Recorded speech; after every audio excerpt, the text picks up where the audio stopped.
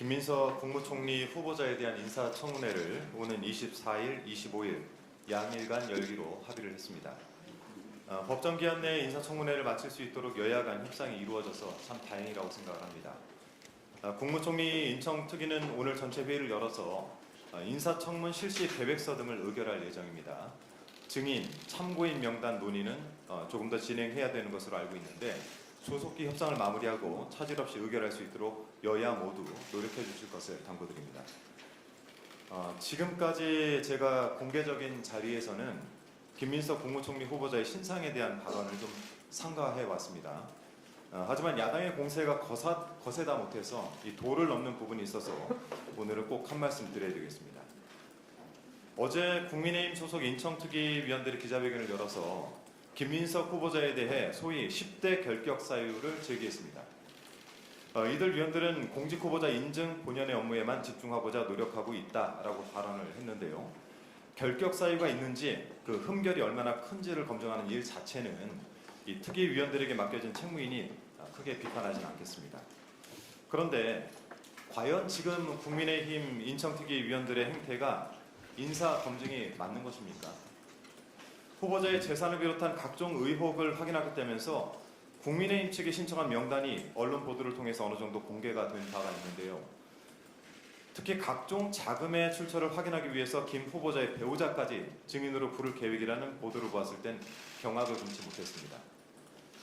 국민의힘에게 묻겠습니다. 정말 자신 있습니까? 의혹에 대한 확실한 증거와 논리는 마련해놓고 증인을 요구하는 것이겠죠. 김 후보자의 배우자, 심지어 지금은 가족이 아니게 된 분까지 청문회장에 불러드리겠다라고 할 때는 그만한 믿는 구석이 있을 것이라고 생각합니다. 그리고 꼭 그렇게 준비가 돼 있어야 할 것입니다.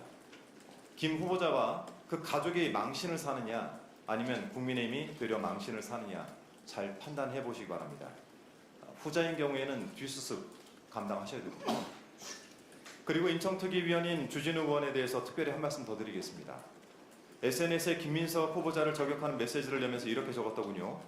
국회의원 아빠 없는 사람은 어디 서러워서 살겠나. 땡전 한 푼 없던 사람이 아들 국제고 코넬대 보내는 건 기적 아닌가. 김 후보자의 자녀 관련 사항, 재산 형성 과정에 대해 각종 의혹을 제기한 주진우 의원 얼마나 청렴결백한지 같이 한번 돌아봅시다. 어제 박선원 의원이 기자회견을 자청해서 주진우 의원의 재산 형성에 대해서 각종 의혹을 제기했는데요. 인사청문회를 떠나 본인 의혹의 심각성이 매우 중대해 보입니다. 박 의원에 따르면 지난해 4월 기준 공직자 재산신고상 주진우 의원과 가족 재산이 총 70여억 원에 달한다고 합니다. 부자시네요. 1999년 제41회 사법고시 합격한 이래 내내 검사 생활을 해왔고 아버지 또한 공안부장까지 여기만 검사 출신이라는데 이런 재산 도대체 어떻게 형성이 된 겁니까? 더욱이 2005년생인 주진우 의원 아들은 7억 원 이상의 예금을 보유하고 있다라고 하는데 주진우 의원의 주장대로라면 국회의원 아빠 없는 사람 어디 서러워 살겠습니까? 동갑인 것으로 알려진 김민석 후보자 아들의 예금 보유액 200만 원에 370배에 달하는 수준입니다. 이제 갓 20살 넘은 청년이 무슨 수로 억소리 나는 현금을 저축한 것인지 밝혀야 되겠습니다. 주진우 의원은 김민석 후보자 재산이 5년간 8억이 늘었다면서 그 경위를 해명해야 한다라고 주장하던데 박선원 의원이 확인한 바에 따르면 주진우 의원 가족 재산은 7개월간 약 2억 4천만 원 정도 늘었습니다. 증가세를 따지면 어느 쪽이 더 빠르게 재산을 축적하는 것일까요? 남 헐뜯는 것만 잘하는 줄 알았더니 돈 모으는 재주도 있으십니다. 주진우 의원 본인 상황에는 두 눈 질끈 감고 남의 흠결만 들춰내고 있으니까 이런 상황을 두고 머무든 개가 겨무든 개 나오란다 이런 말이 나오는 것 아니겠습니까? 새롭게 출범한 국민주권정부가 국민의 뜻을 받들어 일하려면 무엇보다 국무총리를 비롯한 각종 인선을 원활하게 이루어져야 할 것입니다.